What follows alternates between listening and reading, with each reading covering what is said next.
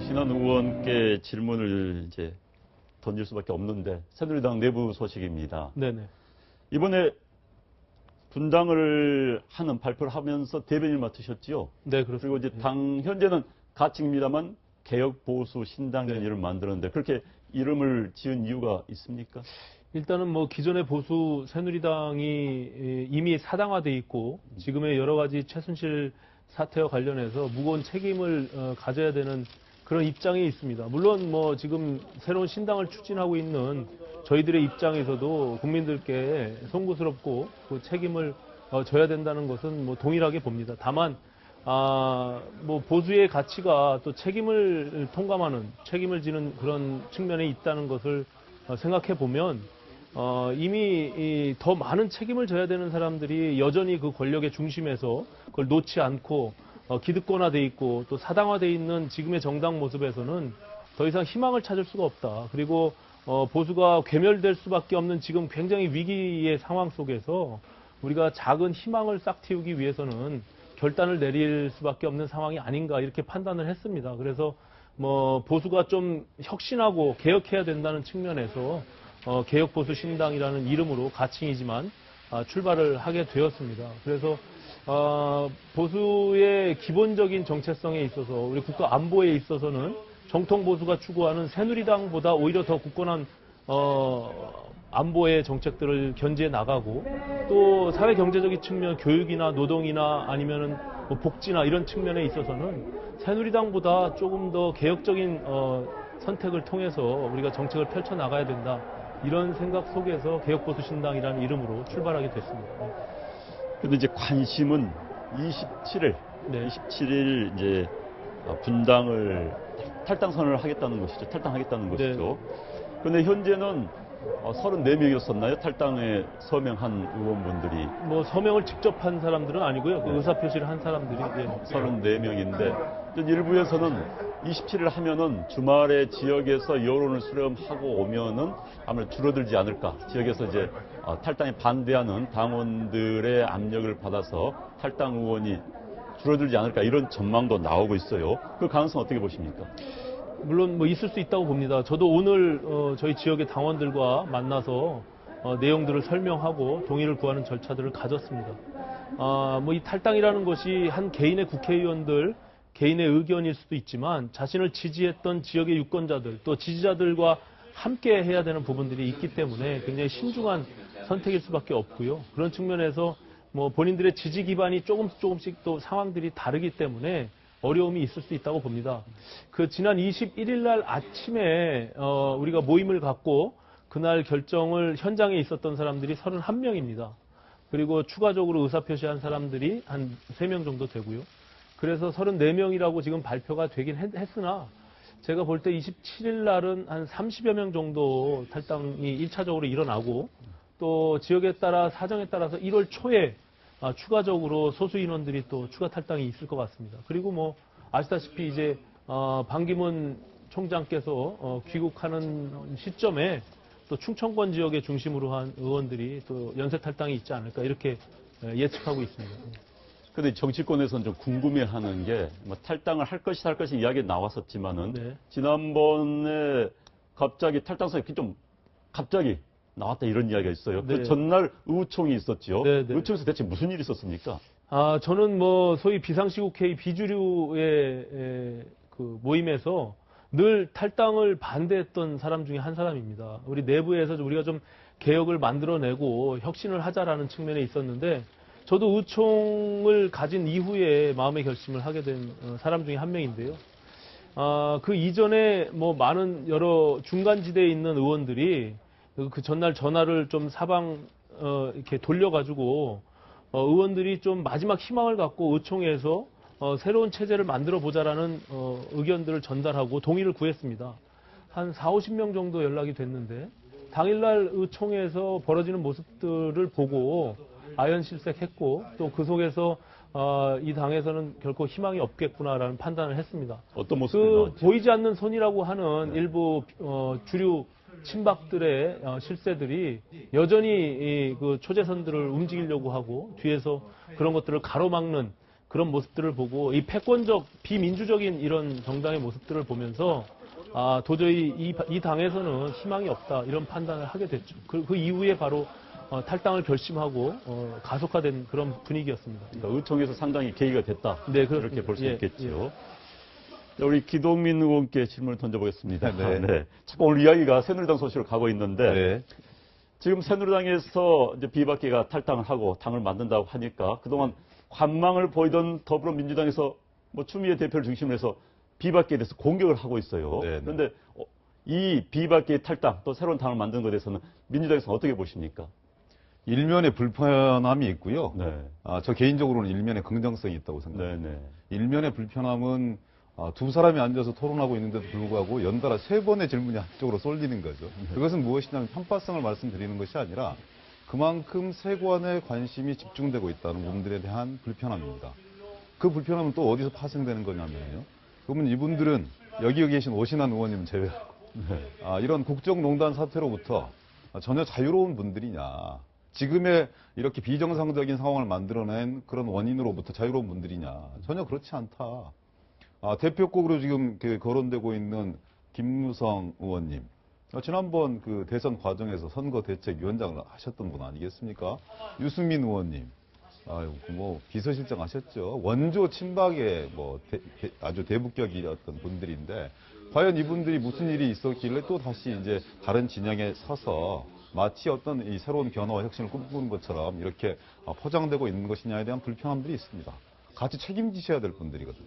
그런데 물론 책임지지 않는 것은 아니겠지만 그리고 제한적으로 비박 의원들을 중심으로 해서 지난 탄핵 과정에서 대통령을 탄핵하는데 일조한 것도 사실이지만 이런 역사적인 책임이 결코 가볍지 않은데 그런 부분들이 좀 가볍게 소홀히 취급되고 있는 데 대한 불편함들이 솔직하게 말씀드려서 하나가 있습니다. 그런데요. 정치는 어차피 현실 아니겠습니까? 마이크와 시선이 쏠리는 것은 그만큼 이후의 어떤 정치적 가능성과 기대감들을 높이기 때문에 그렇습니다. 그러니까 이분들이 결론적으로 지금의 어떤 그 보수의 위기를 타개하기 위한 이런 하나의 구실과 방편으로서의 분당이든 탈당을 선택한 것이겠지만 이분들의 이 분당과 탈당이 과연 합의 이혼이 될지 위장 이혼이 될지 그리고 나중에 어떤 재편 과정을 걸칠지는 아무도 모릅니다. 그렇지만 저는 이분들의 어떤 선택이 합리적 보수의 어떤 이 전형들을 새롭게 개척함으로써 정치권 전반이 아주 비정상적이고 억지스럽고 비상식적인 이런 어떤 이 과정 속에서 좀 더 정치 세력 전반이 합리적인 이성적인 상식적인 세력들로 재편되어 나가는 그런 하나의 단초가 되어질 수 있다 이렇게 생각합니다. 그런 면에서는 상당히 긍정성들이 있다고 생각하고요. 위기감도 저는 많이 느끼는데요. 얼마 전에 여론조사를 보니까 더불어민주당이 이제 물론 30%대를 안정적으로 유지하고 있습니다. 근데 이제 아직 창당하지도 않았지만 뭐 이렇게 비박 신당, 일명 보수 신당 여기가 한 20%대 가까이고요. 친박 새누리당이 여전히 10%대를 넘기고 있습니다. 국민의당 10%대 멈추고 있는 것이고 지지율 합산을 해보면은요 어떤 마술을 부렸는지는 모르겠지만 지금 이 보수적인 지형을 차지했던 분들이 1등을 차지하고 있다는 것이죠. 그것은 어찌 보면 정치권의 빅뱅이 시작되었다. 대변화와 혁신이 시작되었다는 측면에서 긍정성과 위기감들을 말씀드리는 겁니다. 그런데 이제 야당에게 이 화살들이 고스란히 날라올 수밖에 없을 건데 지금 표면상으로는 30% 내지 40%의 안정적 지지율을 더불어민주당이 확보하고 있습니다. 과연 이 지지율이 1월, 2월, 3월, 4월에도 그대로 이어질 것이냐 저는 그렇게 전혀 보지 않습니다. 그래서 비판할 건 당연히 비판드리고 이분들의 탈당과 이분들이 분당이 갖는 역사적 한계성에 대해서도 맹렬하게 비판하겠지만 성토하겠지만 그것과는 무관하게 하나의 어떤 정치권을 전반적으로 재편해 나갈 수 있는 빅뱅이 시작되었다. 그래서 우리 역시 신방을 고쳐매야 되는 것이고 거기서 더욱더 변하고 혁신하면서 국민들의 마음들을 잡기 위한 이런 정치 혁신 과정에 대장정이 올랐다. 저는 이런 긍정성들도 주목하고 싶습니다. 네. 지금 이제 새누리당에서 탈당을 하고 분당을 하게 되면은 네. 원내 제1당은 더불어민주당이 되는 것이죠. 그렇습니다. 그런데 이번 탄핵 국면을 거치면서 이런 이야기도 많이 나옵니다. 박근혜 대통령의 무능과 함께 야당의 무능도 네. 능력 없음도 많이 노출이 됐다. 네. 그런데 이제 제1당이 되면 책임감이 더 커지는 겁니다. 네, 네. 야당에서 이제 새로운 모습을 보여줘야 되지 않을까요? 네, 네. 어떻게 생각하십니까? 박근혜 대통령의 무능과 야당의 어떤 그 능력 없음 이런 걸 동료로 놓는 것에 대해서는 대단히 불쾌하고 동의하지 않습니다. 네, 네. 다만 국민적 기대치에 눈높이에 맞추지 못했다는 부분들에 대해서는 맹렬하게 자성합니다. 맹성합니다. 잘못했습니다. 그런 측면들이 있고요. 다만 이제 하나 좀 이렇게 눈여겨봐야 될 것은 저희들 역시 애초에 이 총선 민심에서 국민들이 만들어준 원내 일당이었습니다. 무소속 의원들이 새누리당에 합류하면서 이 원내 2당으로 머물렀지만 총선 민심이 근거한 원내 일당이었습니다. 막중한 책임감들을 느끼죠. 엄중한 책임감들을 느끼는 거고 그것에 맞는 걸맞는 역할들을 해야 된다고 생각하는데 아쉽고 어려운 것은 이런 겁니다. 광장에서는 국민들이 승리하셨습니다. 야당이 승리하지는 않았습니다. 광장에서 승리했고 광장에서 승리한 바보 밑으로 본다면 다음번 언제 있을지 모르는 대선에서 야당이 국민과 함께 승리하는 것이 상식이라고 생각합니다. 그렇지만 역사는 그렇지 못했어요. 60년 4월 혁명이 그랬고요. 5.18 또 광주가 그랬고요. 87년 6월 항쟁이 결국은 야권의 분열로 결국은 또 다른 세력들에게 독재 세력들에게 정권을 넘길 수밖에 없었던 뼈아픈 분열의 역사들을 저희들은 갖고 있습니다. 경계해야 됩니다. 지금 역시 야당이 압도적으로 국민의 지지를 받고 있는 것처럼 보이지만 그건 전혀 착시라는 말씀들을 드렸고 이런 이 보수 진영 내 새누리당 진영 내에 어떤 이 뼈를 깎는 자성과 변화와 혁신 이런 모습들이 일정하게 저는 국민들에게 득점 포인트로 다가설 수 있다고 생각하고 이런 과정 속에서 더불어민주당을 중심으로 한 야당들이 좀 더 통합하고 좀 더 혁신하지 못한다면 저는 지난번 이 역사들이 이 악순환에 반복되었던 것처럼 광장에서는 승리하고 선거에서는 패배할 수 있는 이런 절박한 위기감들을 우리 역시 가져야 된다. 그것이 지금의 어떤 그 민심을 엄중하게 받아들이는 것이고 광장의 민심을 받아들여서 결국은 이것을 중간 단계로 완성시켜내는 것이 다음 대선에서 승리하는 것이기 때문에 거기에 대한 위기의식과 어떤 절박한 마음 이런 놓치지 않고 국민들과 더욱더 열심히 하겠다는 그런 다짐의 말씀 올립니다. 네, 오신원 의원. 지금 이제 상당 작업이 이제 다음 주부터 들어가는 것이죠. 네, 이미 하고 있습니다. 네, 지금 어떤 준비를 지금 하고 있고 상당 일정이 어떻게 됩니까? 일단은 당의 어떤 정강 정책이나 당원 당규의 골격이나 틀을 만드는 작업들을 지금 하고 있고요. 네. 또 실무적인 준비들을 하고 있습니다. 여러 가지 공간의 부분들 아니면은 같이 일을 할 수 있는 사무처의 직원들을 공개 채용하기 위한 어떤 작업들을 지금 진행하고 있고요. 가장 중요한 것은 어떤 가치를 가지고 어떻게 우리가 새로운 보수 정치를 할 것이냐라는 부분이기 때문에 탈당을 결의했던 의원들끼리 지금 치열한 어떤 토론들을 지금 펼치고 있고요. 그 과정 속에서 우리의 방향성들이 매우 중요합니다. 우리가 보수 진영이 이미 분리되어 있는, 분열되어 있는 상황 속에서 이게 가짜 보수, 진짜 보수에 대한 어떤 논쟁들이 있는데요.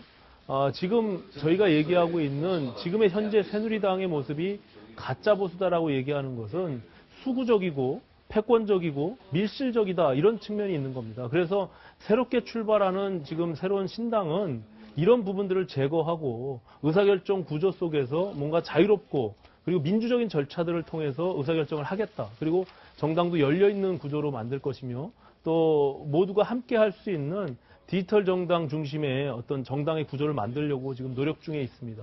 여기서 중요한 것은 주로 탈당을 결행하는 의원들이 3선 이상의 다선 의원들이 굉장히 많습니다. 그 의미가 지난 4.13 총선에서 초재선을 중심으로 이 패권적 정치들이 이루어졌다는 것이죠. 우리가 모두가 다 알고 있는 공천 과정에서의 이 국민으로부터 부여된 권력이 아니라 어떠한 개인으로부터 위임받은 권력들을 그런 것들을 행사했기 때문에 결과적으로 지금의 새누리당 모습이 됐거든요. 저는 보궐선거를 통한 재선 의원이지만 지금의 새롭게 시작하는 정당에서 굉장히 자유롭고 제 목소리가 담길 수 있도록 굉장히 열심히 노력하고 있고요. 그것들을 받아들여주는 그런 분위기 속에서 민주정당의 모습들을 만들어 나가고자 하는 생각을 하고 있습니다. 네, 어제인가요? 국민의당이 개헌을 추진하겠다를 당론으로 정했지요. 개헌 추진도 물론 시간이 충분하지 않다는 이야기도 많이 있습니다만은 지금 야권 인사들 가운데서도 개헌 이야기를 하는 경우가 많이 있습니다. 기동민 의원께서는 어떻게 생각하십니까? 국민의당이 항상 이렇게 분명했으면 좋겠어요. 네. 즉각 개헌 추진 이런 부분을 당론으로 정했듯이 자신의 정체성들도 좀 분명히 해야 되는 거 아니냐. 사실 탄핵 추진 과정 속에서 야권 전체가 상당히 국민의 마음을 사는데 어려움이 있었지만 그 가운데 특히 저는 국민의당의 모호한 스탠스가 국민들로부터 상당히 따가운 매서운 비판을 받을 수밖에 없었다. 특히 호남을 기반으로 하고 계시는데 호남 국민들로부터 과연 그게 야당의 모습인 것인지 아니면 약간 모호한 이런 스탠스의 모습인 것인지에 대한 따가운 질타와 질책이 저는 있었다고 생각합니다. 모든 현안들에 대해서 개헌 문제처럼 이렇게 분명하고 똑 떨어지는 모습들을 보여줬으면 좋겠다 이런 생각들을 먼저 하고요. 개헌 필요합니다. 우리 사회의 어떤 이 수십 년간 쌓여왔던 적폐 그리고 대통령 권력 구조의 개편 그리고 또한 이 인권 문제라든지 국민의 기본권 문제라든지 자치와 분권의 문제라든지 이런 부분과 관련된 충분한 논의들을 저는 사회적으로 해야 될 시점에 와 있다고 생각합니다. 근데 대단히 비정상적인 상황인 거지 않습니까? 정상적으로 논의해서 국민들 동의를 구해가지고 개헌을 완수시켜낼 수 있는 이런 시기라고 보기에는 대단히 턱없이 짧은 이런 상황입니다. 정상적인 개헌 논의가 불가능하다는 얘기죠. 87년 6월 항쟁의 결과물로 탄생한 이 개헌 논의 역시 불과 한 37일 만에 이루어진 원포인트 개헌에 불과했거든요. 금방 말씀드렸던 헌법의 시대 변화와 가치를 담는 이런 충분한 토론과 논쟁들이 이루어지기보다 그냥 이렇게 권력 구조 중심의 원포인트 개헌이었단 말이죠. 이번에도 또 그렇게 하자는 얘기입니까? 저는 그렇게 할 수 없다고 보여집니다. 그래서 국회에서 개헌 특위를 구성을 했으니만큼 개헌 특위를 중심으로 해서 차분하게 좀 논의하는 것들이 필요하다고 보고 본격적인 논쟁은 각 당의 대선 후보들이 저는 개헌 문제들에 대한 분명한 자기 비전과 계획을 국민 앞에 대통령 선거 과정 속에서 제시해야 된다고 봅니다. 제시해서 국민들 공감들을 얻고 그리고 그것에 기반해서 차기 정부에서 추진해 나가는 것이 가장 합당한 것은 아니겠느냐 이런 생각을 개인적으로 합니다. 물론 다양한 의견들이 있다는 걸 전제해서 말씀드립니다. 그럼 지금 당내에서도 개헌을 추진하는 모임이 있지요. 네, 김종인 의원, 박영선 의원. 네. 그분들은 지금 어떤 활동을 지금 전개하고 있습니까? 탄핵 국면에 집중해왔던 것이 사실이고요. 그리고 지금 탄핵 국면 못지않게 그 이후에 어떤 재반 정치 경제적 과제, 예를 들어서 박근혜 정부 4년 내내 어찌 보면 특권 경제에 몰두하다 보니까 서민과 사회적 약자들의 삶이 피폐해졌습니다. 그럼 서민 경제, 민생 경제를 어떻게 활성화시켜야 될 것인지에 대한 고민들이 있는 거고, 아까 말씀드렸던 재벌, 언론, 검찰, 정치권 전반에 대한 개혁적 과제에 몰두하는 것과 더불어서 이분들 역시 개헌이 이런 어떤 금방 말씀드렸던 그런 정도의 최우선 순위로 앞장서서 국민들 속에 선택되어야 되는 거 아니냐. 그래서 국민들이 함께 논의할 수 있는 공간들을 만들어야 되는 거 아니냐. 이런 생각들을 가지고 계신 것 같고요. 그런 것들을 당내에서 확산시켜내고 국회 내에서 확산시켜내기 위한 토론회라든지 공청회, 간담회 이런 부분들을 계속적으로 지속적으로 진행하고 계신 걸로 그렇게 알고 있습니다. 그럼 그분들은 이번 대통령 선거 전에 개헌을 추진해야 한다 이런 주장을 주로 하고 계시나요? 조금씩 결은 좀 다릅니다. 근데 이제 아까 말씀드렸던 그런 시간적 제한 때문에 좀 이렇게 이 중간 공통점을 찾아본다면 예를 들어서 대통령 임기 문제라든지 이런 부분들에 대한 대통령 공약으로 제시가 되어지고 그리고 임기 단축을 통한 어떤 개헌 이런 부분들이 약속이 되어지면서 차기 정부는 과거의 어떤 적폐들을 청산하고 그리고 어떤 이 개헌들을 완수해 나갈 수 있는 이런 부분에 좀 집중하는 그런 과도적 정도의 차기 정부의 어떤 권력들을 성격 규정하는 이런 공통 부분들이 좀 있는데요.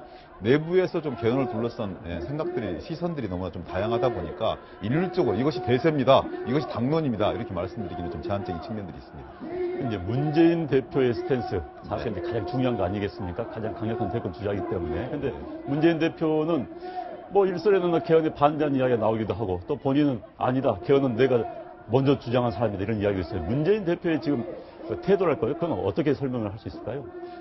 제가 문재인 대변인 아니죠. 예. 한번 지금 당내에서 이제 나온 이야기를 중심으로 한번 가장 유력한 대권 후보 중에 한 분이시기 때문에 그리고 국민적 지지와 공감을 가장 많이 획득하고 계신 분이기 때문에 비록 그분의 말씀이 당론은 아니다 할지라도 당에 상당한 영향을 미치는 걸로 국민들에게 비춰지고 있는 게 현실입니다. 그래서 말씀을 드려보면 그쪽 분들하고 말씀드리면 개헌 자체에서 반대하는 건 전혀 아닌 것 같아요. 근데 지금 이 시기가 개헌 논의로 이 소중한 시기를 허송세월해서 되겠느냐라는 그런 시대적 절박감들이 좀 있는 것 같습니다. 말씀드렸던 것처럼 광장에 지금도 9차례 어떤 이 대국민 집회, 촛불 집회를 통해서 아직도 국민들의 요구가 진출하고 있는 것은 단순히 대통령 권력을 바꾸는 것을 뛰어넘어서 우리 사회에 좀 이렇게 지탱해왔던 중추 세력들 전반에 대한 문제 제기를 하고 있는 것인데, 그래서 이제 재벌에 대한 문제, 검찰에 대한 문제, 언론에 대한 문제, 정치권 선거 제도에 대한 문제, 정치권 전반에 대한 문제들에 대한 충분한 토론과 공감들을 불러일으켜서 이런 논의고 화제에 좀 집중하고, 개헌 같은 경우는 차기 정부에서 차분하게 논의해도 늦지 않는 거 아니냐. 근데 이제 지금 개헌이 논의가 되어지면 자칫 이런 부분들이 아까 말씀드렸던 그런 시대적 과제에 집중되어지기보다는 시선들을 분산시켜서 권력을 놓고 정치권이 이합집산하는, 그래서 뭔가 국민들의 뜻을 올바로 받아들이지 못하는 이런 측면들 속에서 국민들의 혹은 비판들이 있을 것이다. 이런 우려들이 좀 있으신 것 같습니다. 그래서 지금은 개헌을 논의할 수 있는 적기는 아니다. 이런 판단 속에서 그런 말씀을 하고 계시는 걸로 저는 파악하고 있습니다. 그러면 이제 새누리당, 네. 이제는 뭐 개혁보수신당이라고 이야기해야 되나요? 개혁보수신당에서는 개헌에 대해서 지금 어떤 입장을 의견이 모아지고 있습니까? 아마 지금 새누리당 내에서도 과거 개헌을 주장하는 분들이 많이 있었고, 그분들 이제 신당을 만드는 분들로 많이 옮겨간다는 이야기가 있는데, 어떻게 생각하십니까? 지금의 여러 가지 최순실 사태를 포함한 여러 가지 30년 동안에 왔던 여러 가지 문제점들, 적폐들은 기본적으로 권력 구조와 87 체제 이후에 가졌던 여러 가지 모순들이 함께 표출되고 있는 것이거든요. 특히 이 제왕적 대통령 중심제에 대한 한계들을 우리가 여실히 들여다봤고요. 또 지금 박근혜 대통령의 문제도 마찬가지라고 봅니다. 그 과거의 모든 대통령들이 실패한 대통령으로 뿐이 남지 못했던 이러한 어떤 역사적 경험들을 갖고 있기 때문에 어쨌든 미래의 새로운 시대를 맞이하고자 하는 어떤 촛불의 민심들이 분명히 있습니다. 그래서 그런 것들을 담아내야 된다는 어떤 사명들을 함께 하고 있는 점만은 분명하고요. 다만 개헌을 어떤 방식으로 어디까지 할 것이냐, 이런 논의들은 아직 구체적으로 좀 진전된 부분들은 없습니다. 그리고 또 생각들이 약간씩 다르기 때문에 지금 개혁보수신당이 추구하는 개헌에 대해서 동일한 목소리를 내고 있지는 않지만, 우리가 27일 날 탈당과 함께 원내 교섭단체를 구성하고 또 원내대표를 선출한 후에 그 부분에 대해서도 치열하게 아마 토론이 있지 않을까 이렇게 판단을 하고요. 중요한 문제는 앞서 말씀드린 대로 결과적으로 지금의 어떤 체제를 뛰어넘는 새로운 시대를 맞이하는 어떤 체제를 우리가 준비해야 되지 않을까, 이런 부분들에 대해서는 일정 정도 모두가 공감대를 형성하고 있다, 이렇게 볼 수 있을 겁니다.